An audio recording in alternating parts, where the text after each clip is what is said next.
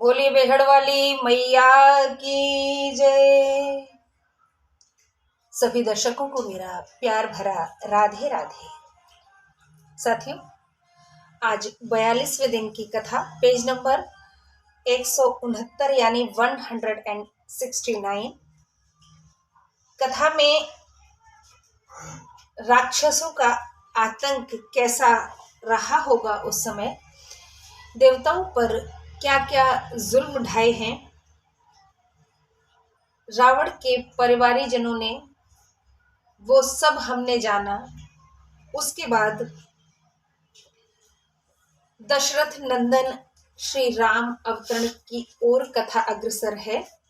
गोस्वामी जी क्या कह रहे हैं, आइए जान लेते हैं। कि निज दुख सुख सब गुसहि सुनायो, कही वशिष्ठ बहु विधि समुझायो। धरऊ धीर हो इह सुतचारी, त्रिभुवन विदित भगत भयहारी। अपना सब सुख दुख गुरु को सुनाया। तब वशिष्ठ जी ने राजा को बहुत समझाकर कहा, धीरज धरो, तुम्हारे त्रिलोक में प्रसिद्ध भक्तों के भयहारी 4 पुत्र होंगे। अवध नरेश राजा दशरथ ने अपना दुख गुरुदेव को सुनाया है, तो उन्हें इस प्रकार समझाया है कि धीरज धारण करो, धैर्य धारण करो, आपको 4 पुत्र प्राप्त होंगे। कि श्रृंगी ऋषि वशिष्ठ बुलावा, पुत्र काम शुभ यज्ञ करावा। भगति सहित मुनि आहुति दीने, प्रगटे अग्नि चरु कर लीने। श्रृंगी ऋषि को वशिष्ठ जी ने बुलाया और पुत्र कामना के निमित्त पुत्रेष्टि यज्ञ करवाया है। भक्ति के साथ जब मुनियों ने आहुतियां दी, तब हाथ में चरु अर्थात खीर लिए अग्निदेव प्रकट हुए हैं। पुत्र प्राप्ति हेतु यज्ञ भी करवाए जाते हैं। जैसे हम कथाओं का, भागवतों का और यज्ञों का आयोजन करते हैं, उसमें पुत्र यज्ञ भी हुआ करते हैं। राजा दशरथ ने पुत्र प्राप्ति हेतु यज्ञ करवाया है। अग्निकुंड से अग्निदेव खीर लेकर प्रकट हुए हैं प्रसन्न होकर के। तो जो वशिष्ठ कछु हृदय विचारा, सकल काजु भा सिद्ध तुम्हारा। यह हवि बांट दे नृप जाई, जथा जोग जे भाग बनाई। और बोले हैं अग्निदेव कि जो कुछ वशिष्ठ जी ने हृदय में विचार किया था, वह सब तुम्हारा कार्य सिद्ध हो गया है। हे राजन, यह खीर ले जाकर उचित भाग बनाकर रानियों में बांट दो। हाँ, वही तो प्रसाद था, उसी प्रसाद से तो वो मनोकामना पूर्ण होनी थी। कि तब ही रायम प्रिय नारी बुलाई, कौसल्यादि तहाँ चले आई। अर्ध भाग कौसल्य ही दीना, उभय भाग आधे कर कीना। उसी समय राजा ने प्रिय रानियों को बुलाया, कौशल्या आदि रानियां चली आई। राजा ने खीर का आधा भाग कौशल्या को दिया, उसके फिर आधे आधे 2 भाग और किए हैं, अर्थात 3 भाग किए गए हैं। के कई कह नृप सो दयो, रयो सो उभय भाग पुनि भयो। कौशल्या के कई हाथ धरी, दीन सुमित्र मन प्रसन्न करे। उसमें से 1 भाग कैकेयी को दिया, शेष के 2 भाग किए हैं कौशल्या और कैकेयी के हाथ पर धरकर, अर्थात उनकी अनुमति लेकर प्रसन्न मन से सुमित्रा को दे दिए हैं। देखिए, राजा ने नंबरवार अपनी रानियों से, जैसे जैसे बड़ी रानी फिर छोटी रानी, इस तरीके से दोनों की परमिशन लेकर के तीसरी रानी अर्थात सुमित्रा को, मैया सुमित्रा को खीर लास्ट में बांटी है। और इस प्रकार देखिए कितने भाग हुए हैं खीर के, एक बार फिर से वर्णन कर लेते हैं हिंदी में, बाकी अवधि में दोहे तो हम लोगों को कम ही समझ में आते हैं। कौशल्या माँ को खीर का आधा भाग दिया है सर्वप्रथम, बचे आधे में से 2 भाग किए हैं, बचे आधे में से 2 भाग किए गए हैं, अर्थात अभी तक 3 भाग हुए हैं। उन 2 में से 1 मैया कैकेयी को दिया गया है। शेष के फिर यानी जो थर्ड पार्ट था उसके फिर से 2 भाग किए गए हैं,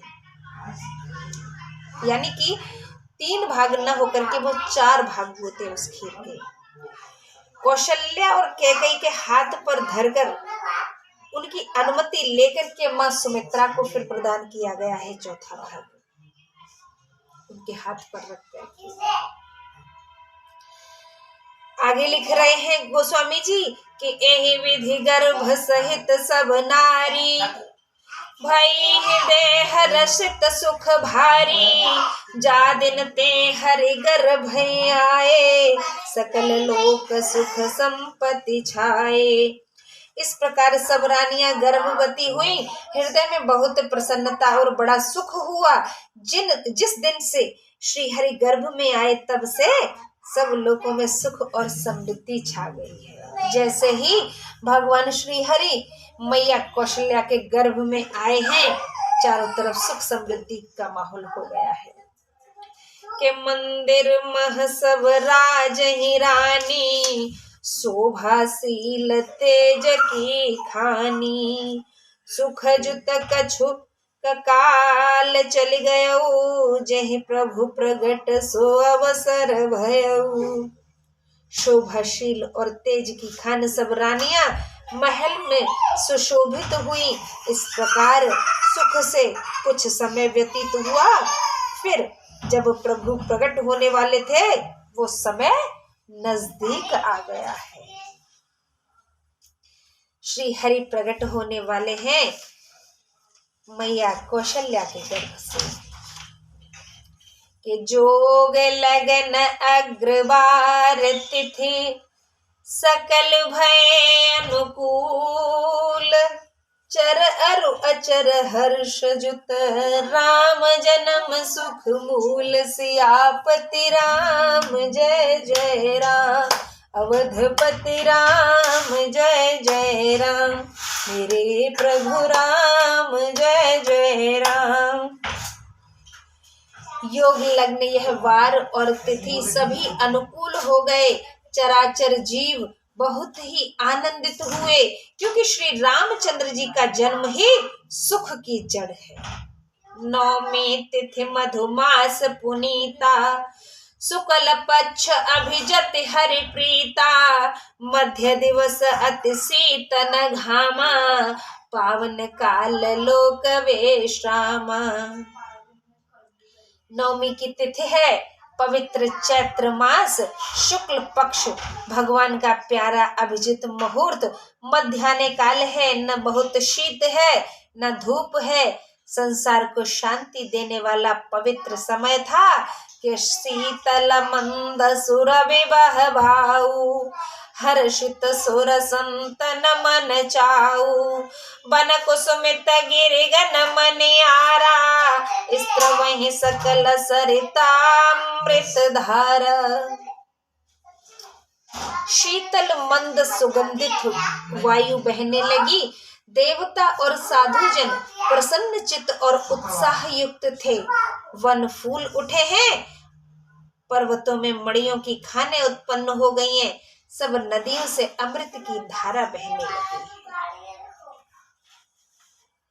के सो अवसर विरंच जब जाना, चले सकल सुर साज विमाना, गगन विमल संकुल सुर जूथा, गावई गुण गंधर्व भवरू था। वह समय ब्रह्मा जी ने जाना, तब सब देवता अपना अपना विमान सजाकर चले। निर्मल आकाश सब देवताओं के झुंड से भर गया और गंधर्वों के समूह हरि गुणगान करने लगे हैं। उनके प्रभु का छोटे से लाला के रूप में जन्म जो हुआ है, वैसे भी हम लोगों के यहाँ जब पुत्र पैदा होता है तो कितनी खुशियां होती हैं, कितनी बधाइयां गवती हैं। इसी प्रकार देवतागण सब प्रसन्न होकर के अपने अपने रथ विमान सजा करके आकाश में छाए हुए हैं, पुष्प वर्षा कर रहे हैं। चूंकि उनके स्वामी श्री हरि छोटे से लाला के रूप में जन्मे हैं, तो जैसे खबर मिली है कि अब जन्म होने वाला है तो सब भीड़ उमड़ पड़ी है। हमारे यहाँ भी ऐसा ही होता है, जब माँ को प्रसव पीड़ा होती है तो मोहल्ले की औरतें इकट्ठी हो ही जाती हैं। ऐसे ही देवतागण पहले से तैयारी करके आ गए हैं पुष्प वर्षा हेतु। सो अवसर विरंचि जब जाना, चले सकल सुर साज विमान, गगन बिमल संकुल सुर जूथा, गावे गुण गंधर्व बरूथा। गुणगान करने लगे हैं देवता लोग के बरसे सुमन सु अंजलि साजी, गह गह गगन दुंदुभी बाजी, स्तुति करहि नाग मुनि देवा, बहुविधि लावहि निज निज सेवा। सुंदर अंजलियों में भर भर करके फूल बरसाने लगे हैं ऊपर से। आकाश में धमाधम नगाड़े बजने लगे, नाग मुनि और देवता स्तुति करने लगे और बहुत प्रकार से अपनी सेवा भेंट करने लगे हैं। जैसी जैसी सेवाएं बन रही हैं कि सुर समूह विनती कर पहुँचे, निज निज धाम जग निवास प्रभु प्रगटे, अखिल लोक विश्राम सियापति राम जय जय राम, अवधपति राम जय जय राम, मेरे प्रभु राम जय जय राम। देवताओं के समूह विनती करके अपने अपने लोक में जा पहुंचे। सब लोकों में सुख देने वाले सर्वव्यापी भगवान प्रकट हुए हैं। गोस्वामी जी ने छंद के माध्यम से मेरे प्रभु का प्राकट्य किस प्रकार लिखा है, मुझे बड़ी खुशी होगी इसे पढ़ते हुए। जिस दिन अयोध्या में राम मंदिर में श्री राम लला प्राण प्रतिष्ठित हुए थे, उस वक्त हमने पूजा की थी, तब भी हमने ये स्तुति गाई थी। लेकिन आज हम सीक्वेंस में हैं, आज क्रम से हम अपनी कथा कर रहे हैं, उस क्रम में इनका प्राकट्य है। आज हम बड़े प्यार से पुनः इसको पढ़ेंगे कि भय प्रगट कृपाला दीन दयाला, कौसल्या हितकारी, हर्षित महतारी मुनि मनहारी, अद्भुत रूप विचारी, लोचन अभिरामा तनु घन श्यामा, निज आयुध भुज चारी, भूषण बनमाला नयन विशाला, शोभा सिंधु खरारी। इस छंद का अर्थ है कृपालु दीन दयालु कौशल्या के हितकारी प्रभु प्रकट हुए हैं। मुनियों के मन को हरने वाले अनोखे रूप को देखकर माता बहुत प्रसन्न हुई। नेत्रों को आनंददायक मेघों के समान श्याम शरीर, चारों हाथों में अपने शस्त्र लिए, आभूषण पहने, कंठ में वनमाला धारण किए, विशाल नेत्र, शोभा के समुद्र, खर राक्षस के मारने वाले श्री हरि प्रकट हो गए हैं। कह दुई कर जोरी स्तुति तोरी, कही विधि करो अनंता, माया गुण ज्ञानातीत अमाना, वेद पुराण भनंता, करुणा सुख सागर सब गुण आगर, जेहि गावहि श्रुति संता, सो मम हित लागी जनयन रागी, भयउ प्रगट श्रीकंता। दोनों हाथ जोड़कर माता ने कहा, हे अनंत, मैं आपकी स्तुति किस प्रकार से करूं। मैया कौशल्या कह रही हैं, वेद और पुराण आपकी माया गुण और ज्ञान से परे अतुल कहते हैं। जिसको वेद और साधुजन सुख और दया के समुद्र व घुड़ों के धाम कहकर गाते हैं, वही लक्ष्मीपति भक्त वत्सल प्रभु मेरे हित के लिए प्रकट हुए हैं। आगे लिखा है गोस्वामी जी ने कि ब्रह्मांड निकाया निर्मित माया, रोम रोम प्रतिवेद कहे मम उर सोबासी, यह उपहासी सुनत धीर मति थिर न रहे। उपजा जब ज्ञाना प्रभु मुस्काना, चरित बहुत विधि कीन चहे। कहे कथा सुहाई मातु बुझाई, जेहि प्रकार सुत प्रेम लहे। माया से रचे हुए ब्रह्मांड आपके रोम रोम में है, ये वेद कहते हैं। उन आपने मेरे गर्भ में वास किया, यह हास्यप्रद बात सुनकर धीर पुरुषों की बुद्धि भी स्थिर नहीं रही। जब माता को ज्ञान हुआ तब भगवान मुस्काए हैं। तब सूर्य जन्म की कथाएं सुनाकर माता को समझाया, जिससे पुत्र स्नेह प्राप्त हो। मैया अब तक तो श्री हरि का गुणगान कर रही हैं, और चूंकि उन्हें पता है, अभी आभास है कि ये तो विधाता है, श्री हरि भगवान विष्णु है, तो अभी तक तो वो मान सम्मान का भाव बना हुआ है। लेकिन सूर्यदेव की कथाएं सुनाते हुए प्रभु ने मैया का ध्यान बांटा है, और फिर पूरी तरह से मैया को आभास करा दिया है कि अब आप माँ बन चुकी हैं, एक प्यारे से बेटे की उसी रूप में अवतरित हुआ कि माता अपने बोली सोमति डोली, तजहु तात यह रूपा, की जैसी लीला अति प्रिय शीला, यह सुख परम अनूपा। सुने बचन सुजाना रुदन ठाना, हुई बालक सुर भूपा। यह चरित जगावे हरि पद पावे, तेन परहि भव कूपा। भय प्रगट कृपाला दीन दयाला, कौसल्या हितकारी, हर्षित महतारी मुनि मनहारी, अद्भुत रूप निहारी। बोलिए भक्त वत्सल भगवान की जय।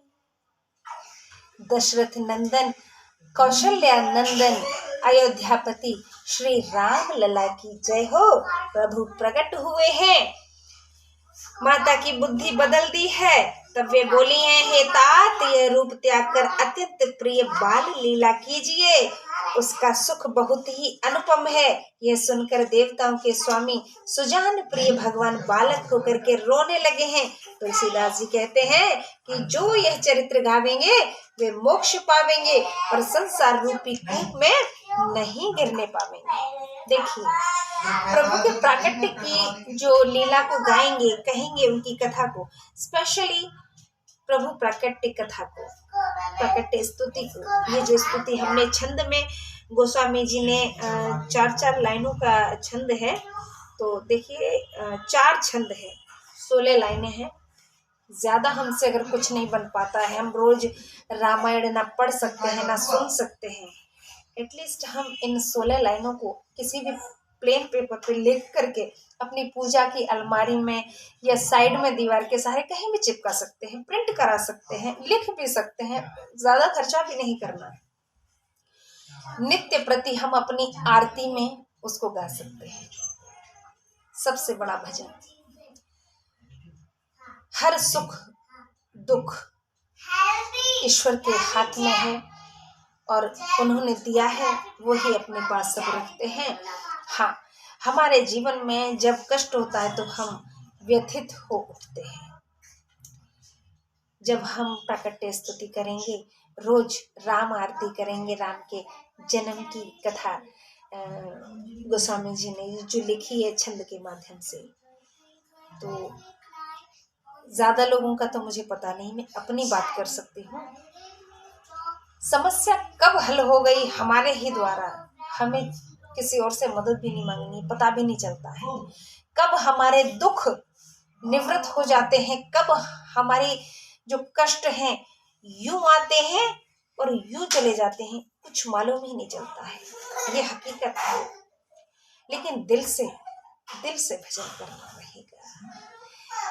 सब कुछ मोह माया त्याग करके निस्वार्थ भाव से, बिना कुछ मांगे, ये लालसा नहीं रखने हैं कि मुझे ये दे दीजिए, वो दे दीजिए, तो फिर प्रभु उसी में लगे रहेंगे कि इसको तो जो चाहिए वो दे दीजिए, खत्म कीजिए।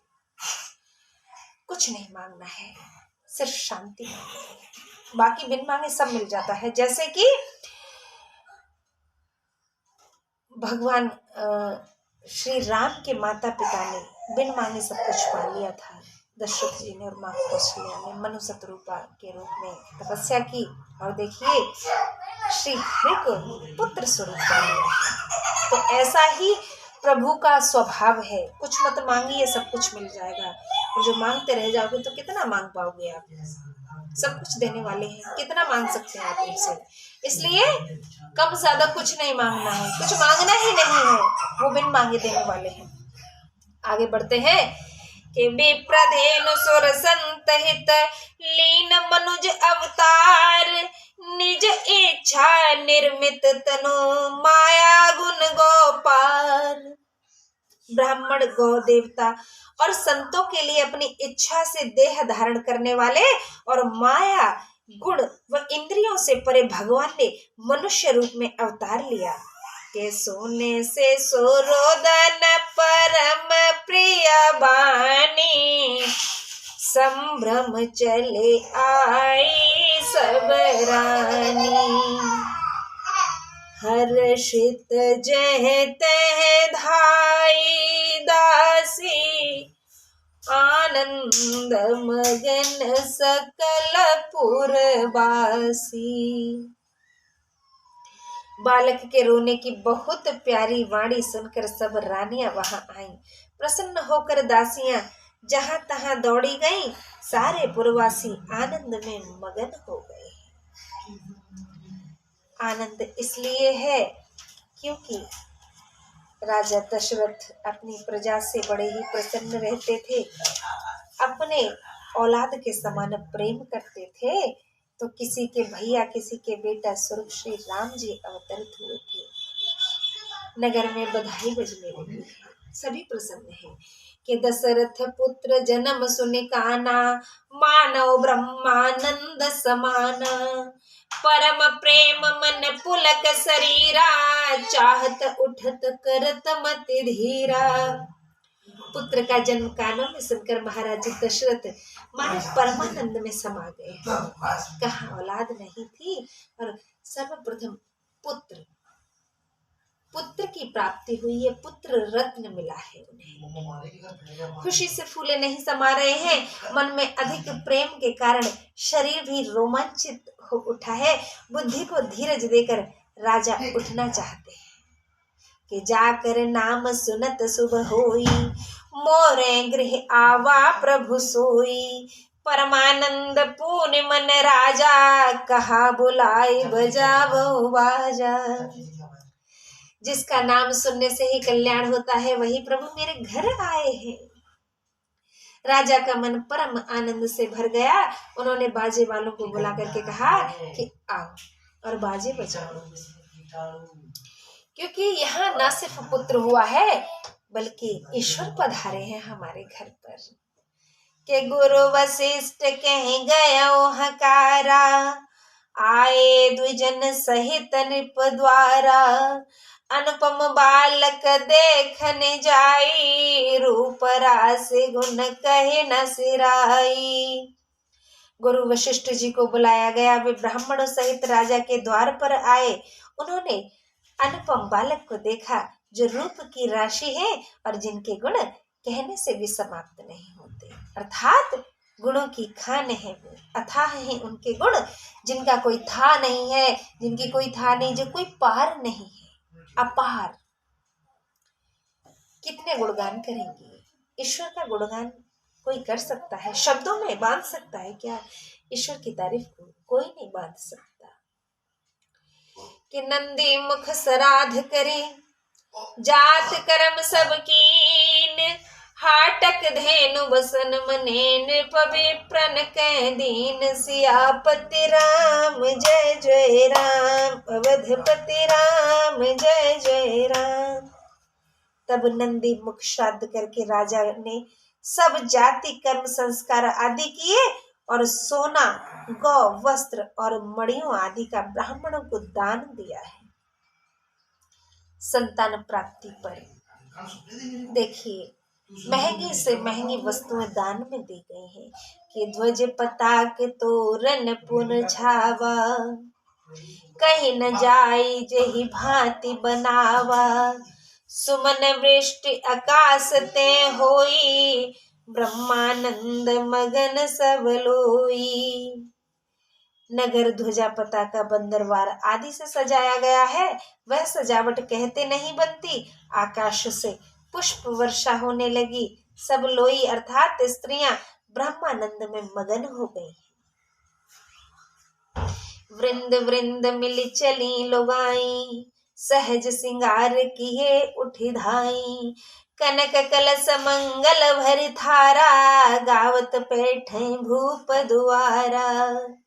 झुंड की झुंड स्त्रियां मिलकर साधारण श्रृंगार किए ही उठ दौड़ी। सोने के थाल और कलश मंगल वस्तुओं से भरकर स्त्रियां राजद्वार के भीतर प्रवेश कर गई हैं। करे आरती ने छावर करही, बार बार से सोचर नहीं परही, मागध सूत बंदीगण गायक, पावन गुण गावहि रघुनायक। आरती करके न्यौछावर करती हैं और बारंबार तशस्सुओं के चरणों में गिरती हैं। मागध सूत बंदी आदि गायक रघुनाथ जी के गुणगान करने लगे के सर्वसदान दीन सब काहू, जय पावा राखा नहीं ताऊ, मृग मद चंदन कुंकुम कीचा, मची सकल बीथिन बिच बीचा। सबने सर्वज्ञ दान दिया। जिसने वह दान पाया उसने भी नहीं रखा। कस्तूरी चंदन और केसर से नगर को ऐसा सींचा कि सब गलियों के बीच में कीच हो गई है। कस्तूरी चंदन केसर इस प्रकार के उड़ेला गया है, गलियों में कीचड़ हो गया है, कीच हो गई है गली गली में। वर्णन तो बहुत कुछ है राम लला के जन्म का, लेकिन ये कथा हम अब कल कहेंगे। इसी के साथ विराम देते हैं आज की कथा को। नमस्कार, राधे राधे।